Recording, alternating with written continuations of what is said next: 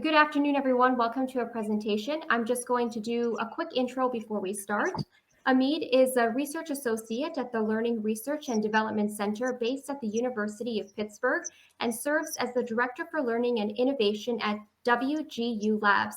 As a research psychologist, he has dedicated his career to exploring and researching the processes and scientific mechanisms underlying human motivation and performance. His experience includes working at Stanford University, where he helped to co-found the College Transition Collaborative, one of the largest multi-institution collaborations to deliver proven psychological interventions to over 40,000 students. Good luck on your presentation today, and I'll just come back near the end, okay? All right, thank you so much. Perfect. I will go ahead and get started. Welcome to everyone who's here. Unfortunately, I can't see you. I'll just assume that things are going well. But let me jump in. My goal today is to share with you very quickly a little bit of the work that I focus on and the work that I do, giving you a glimpse into potentially a domain that could be relevant to the work that you do. As Sandra mentioned, my name is Omid Fotuhi. I'm a research psychologist by training. And over the past 5 years, I've really spent my time trying to understand how we can take insights from psychology and apply them in the domains of performance, motivation, and peak performance, really. So where I spend my time is in trying to figure out how it is that we can focus on those moments of performance where some people either excel and basically live up to their full potential, while others seem to struggle. And there are these clear moments. And so when I work with athletes or top executives in charge of large groups and some pretty big milestones and deadlines and expectations, those moments are interesting because they tend to be those moments of high pressure. And in many regards, that set of experiences can be categorized as consequential psychology, the psychology that is relevant to moments of high consequence. And in those moments, for instance, what we focus on are the internal and the external forces that determine whether people are able to live up to their expectations of their own performances, or whether they, again, succumb to the pressures.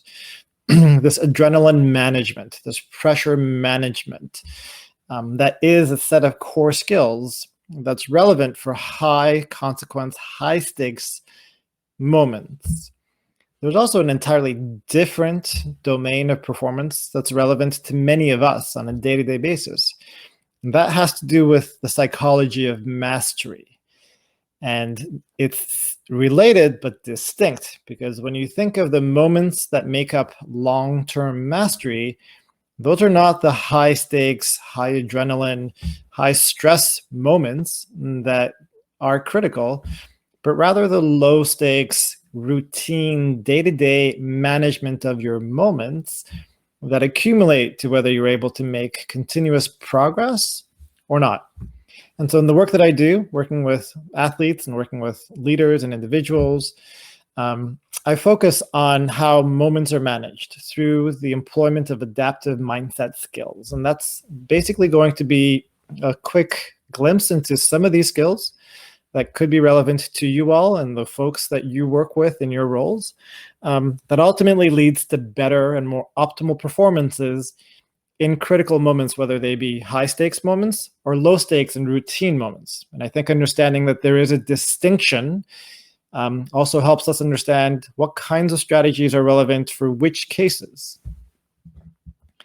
So let me jump in.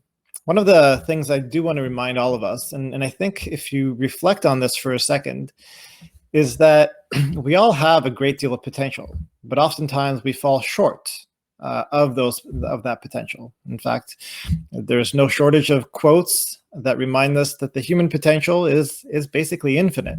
One by William James, where he says that the human individual usually lives far within his limits. He possesses powers of various sorts which he habitually fails to use.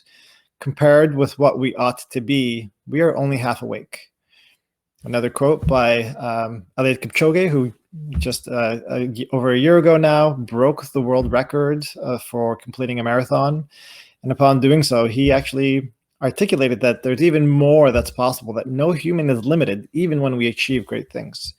So with a backdrop of quotes like this, what can be done to get us closer to our full potential?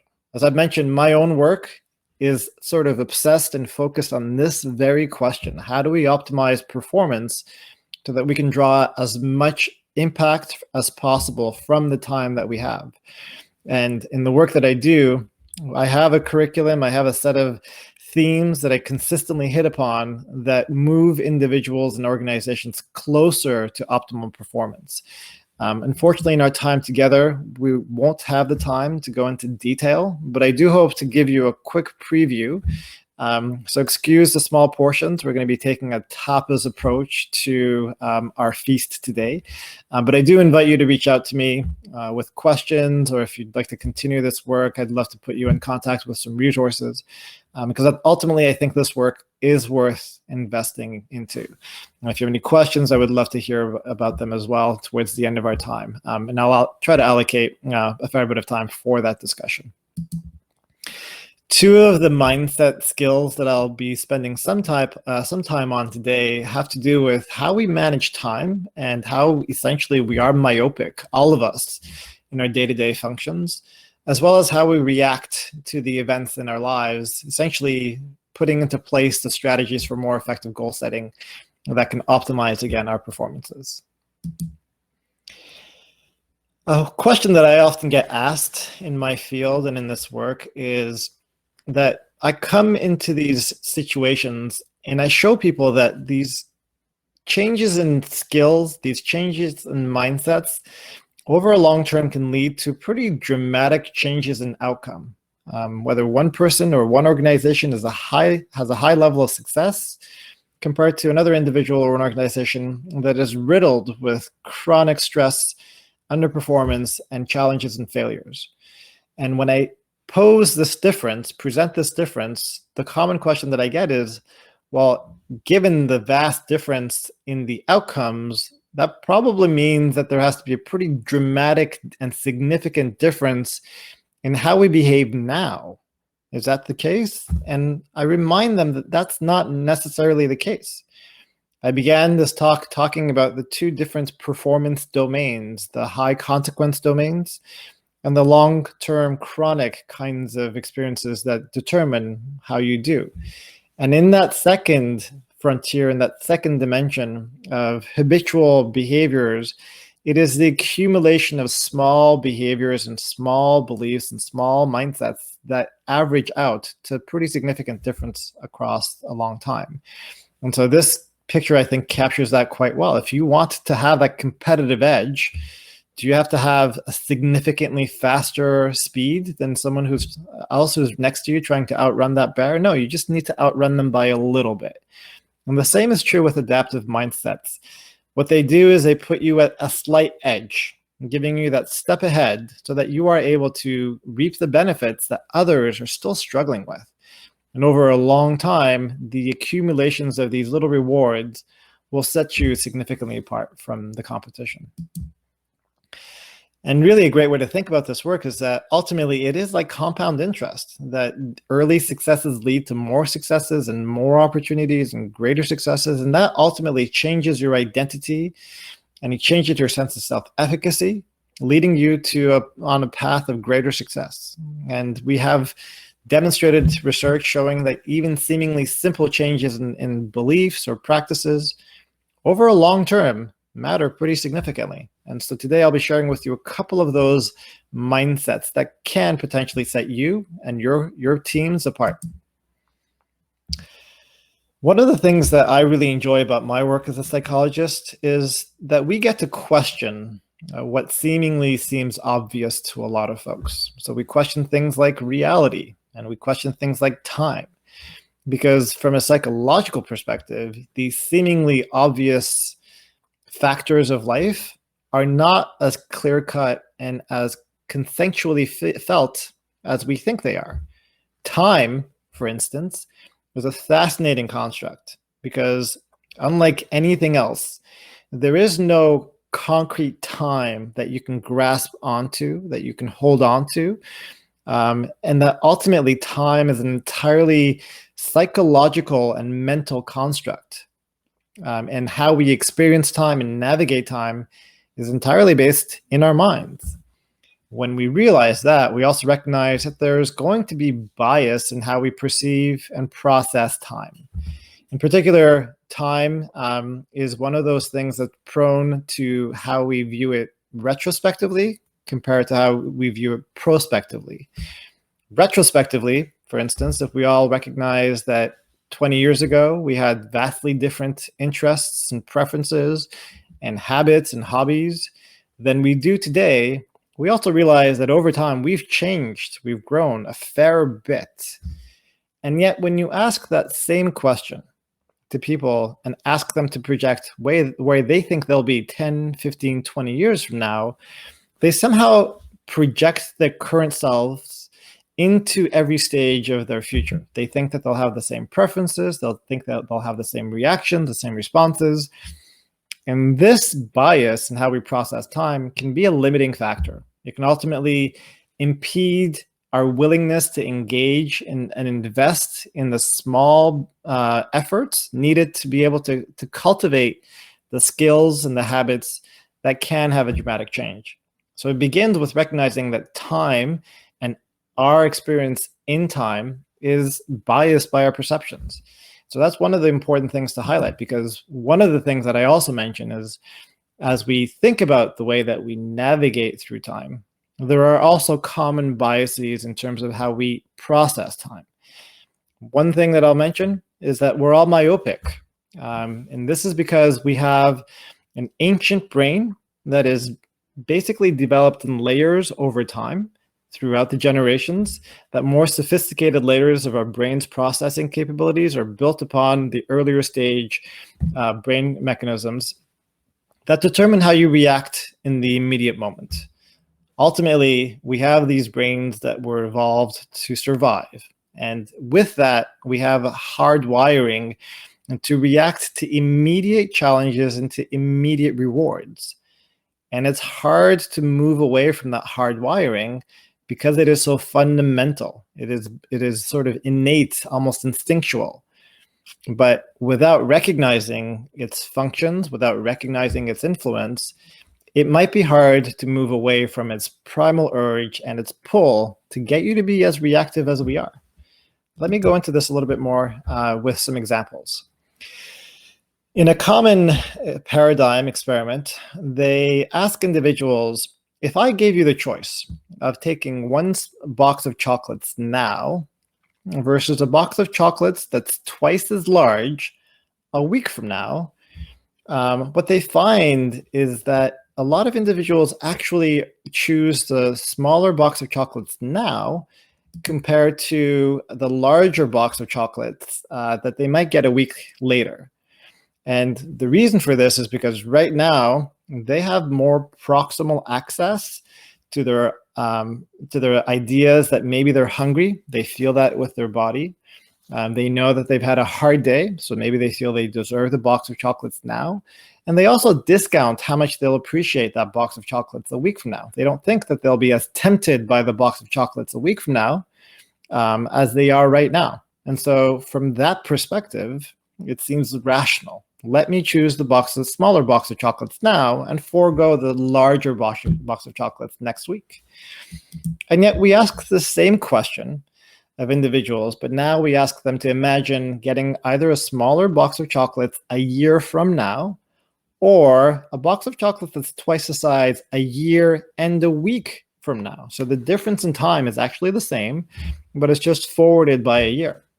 Now, all of a sudden, our rational brains kick in. And a year from now, we recognize that, of course, it makes sense to wait for the larger box. Of course, an extra week won't make that big a difference. And of course, you'll be able to reap the rewards that's twice as large a year and a week from now compared to a year from now.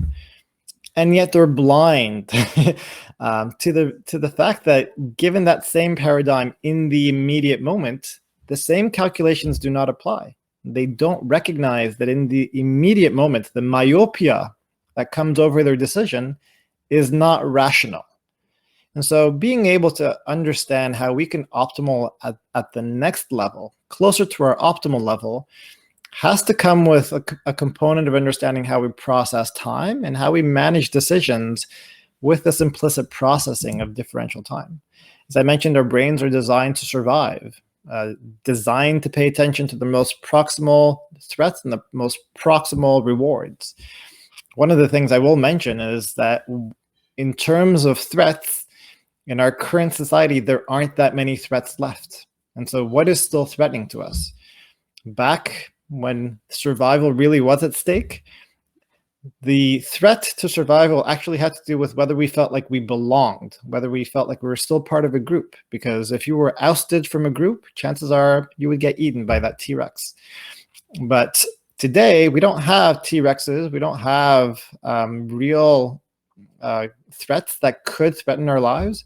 But what we still have are subjective perceptions of threat that are still linked to the fear of being rejected. And so now the symbolic threat that navigates and functions on our primal brain is the fear of what other people think, the fear of being negatively evaluated, the fear of being discriminated or negatively judged in some way. And that still arouses and activates our primal brain and causes a great deal of fear. That's another thing to recognize, is that while our actual survival is not at stake, the mechanisms are still operating in a way that makes us feel as though we are. Take, for instance, giving a presentation. And this is a very predictable pattern.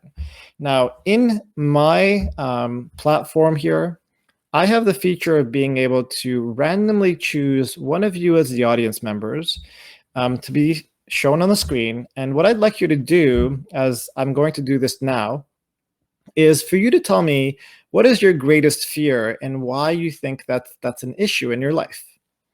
Are you ready? So I'm not actually going to do that. But I hope what I was able to do was to demonstrate that in the moment of potentially being put on the spot, and where you all of a sudden, for even a moment, felt like you might have to say something that could be evaluated, that there was an activation of your system that caused that flight or fight system. That all of a sudden you potentially got a little bit flustered, a little bit flushed, your breathing became shortened. And that's because that primal function in your brain is still there and still active all of the time. And so another component of optimal performance is recognizing that this fear of other people's opinions and this fear of being negatively evaluated still functions at this primal level. And so how do we operate within all of these basic hardwirings, especially as we are aspirational creatures, especially as we're thinking about setting long-term goals that requires chronic investment? Well, the first has to do with recognizing that, again, we do have this primal functioning at the core of our brains, at the core of our operating system, that there is a hot and cold system. And where that's important is as we think about controlled and sustained behavior, this notion of relying on willpower is a doomed strategy, because willpower will consistently succumb to temptation, as I hopefully have already demonstrated with some of the experiments that I've demonstrated. And one of the most classic examples of this is known as the Marshmallow Test.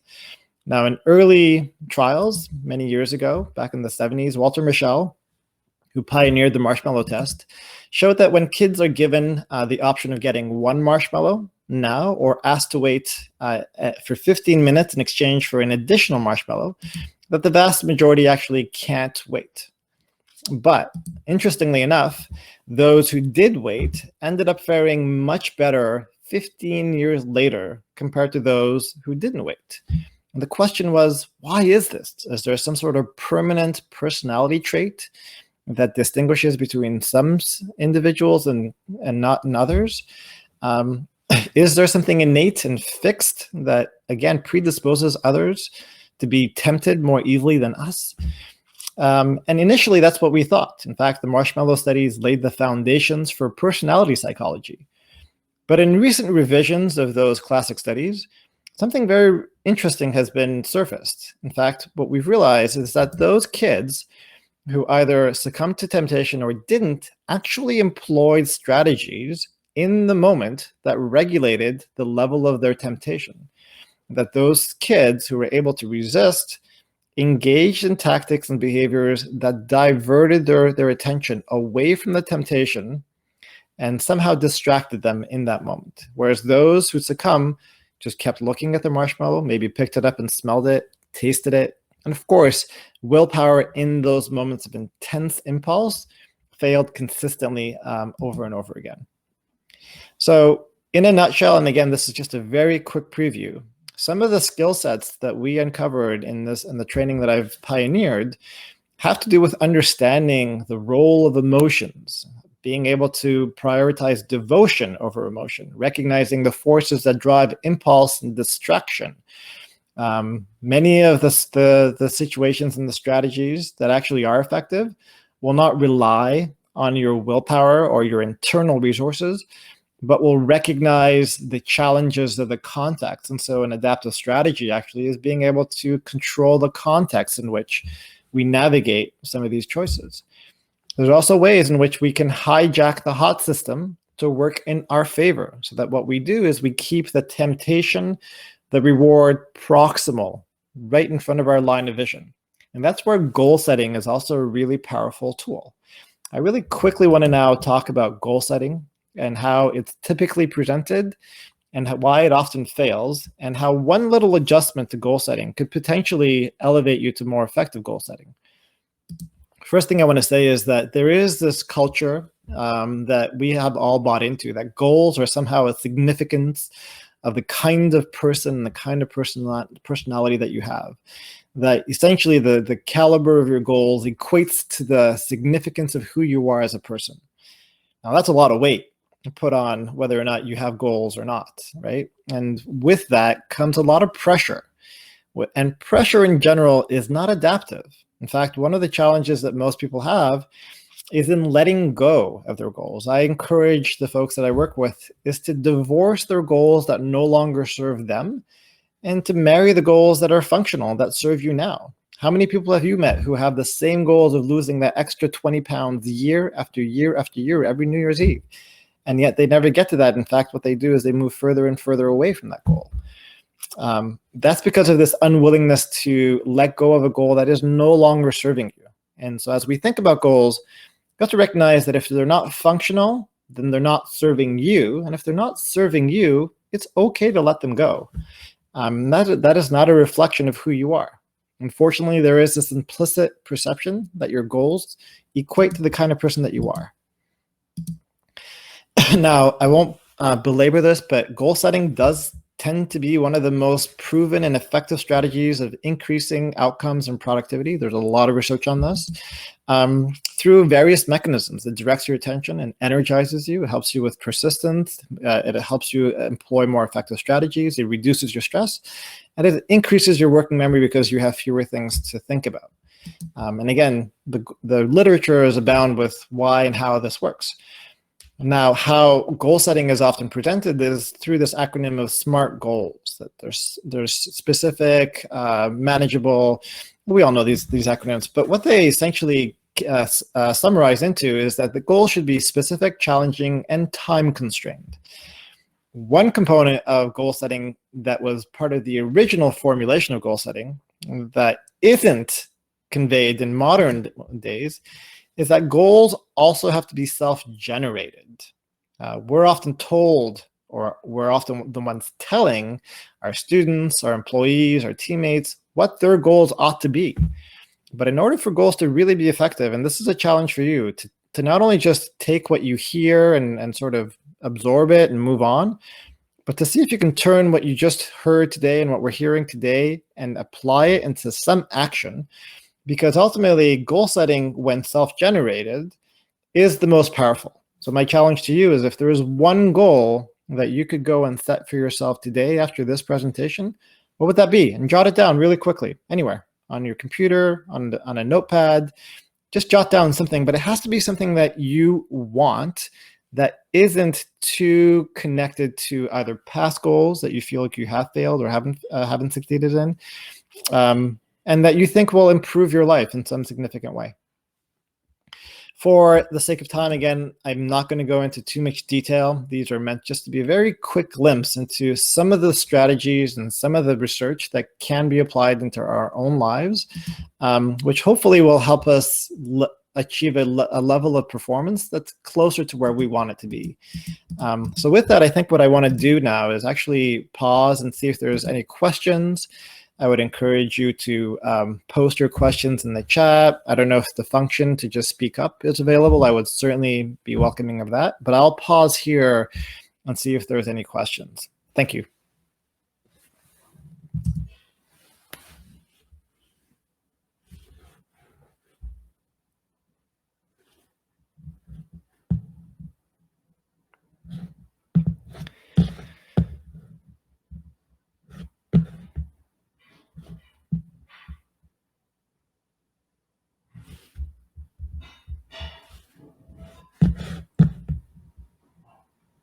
Hello. Hi. Hi. I see Trevor wrote in the chat here. They're actually asking what your goal is in presenting for today. Like, do you maybe have any goals? Yeah, my own goal is being able to share the insights from this work that has significantly impacted my own life. I feel privileged to have had direct access to psychology that ultimately has helped me cheat my own demographics. Now, I come from a background of very low SES characteristics. We were migrants from Iran into North America. And if you were to look at me on paper back, let's say 15, 20, 30 years ago, and you had to put money in terms of how you predicted I would do based on my demographics, chances are you would not bet that I would do as well as I have done. And the reason why I have done that is because I have had the unique privilege of not only having the direct access to the insights that psychology has helped me garner, but to this set of psychological insights that are applicable in my own life. And the reason why I volunteer my time for contributions and conversations like this is because I believe that these ideas have the potential not only to impact individuals, but they're also worth spreading. And so part of you being here, I hope, is that it also comes with the acceptance of the task of seeing how you can empower others through the skills that you have. I derive a great deal of reward, and that is what fuels my own growth desire, is in contributing. And that's one of the other skills that we talk about. What kind of purpose drives your work? If you have clarity on that, and if you're able to consistently invest in that, all of these lead to a definition of an identity that makes you a much more resilient individual, that makes your work much more clear, with intention and with greater purpose, making it all the more rewarding. And so that's a great question. I don't get that question very often, but I'm glad you asked. I hope that you get to reflect on that same question in terms of why are you here listening or contributing, and then potentially how can you share what you know and what you learn with others. I would encourage you to do that. Okay, is there anything else that you wanted to add today? I think conversation really is a great mechanism for changing culture. I think ideas are really fascinating things. We all harbor ideas, and in our articulation, we bring with the ideas the experiences and the backgrounds that help to color our own sense and understanding of those ideas. And in creating platforms like this, when we get to share ideas and see how they fit or don't fit and how they can build upon each other. So just grateful to be part of this experience. And again, I hope that you all are as well. Okay, perfect. So I just want to ask you one more thing. Is there any other resources maybe that you can provide to our audience? Yes, there are tons. And depending on where you'd like to, what you'd like to learn more about, I'm happy to connect you with any of those resources. Feel free to reach out to me by email, omid.fotuhi@wglabs.org. Again, I do this because I've benefited from it, and I won't hesitate to respond to an email if ever there's a question related to what else can I know. But ultimately, psychology has invested decades in helping us understand how we can perform and how we can survive in a more meaningful way. And I'd love to share that with you. Okay, if you don't mind actually just dropping that contact information in the chat, just so those who are watching can just sort of copy and paste that into their, their notes.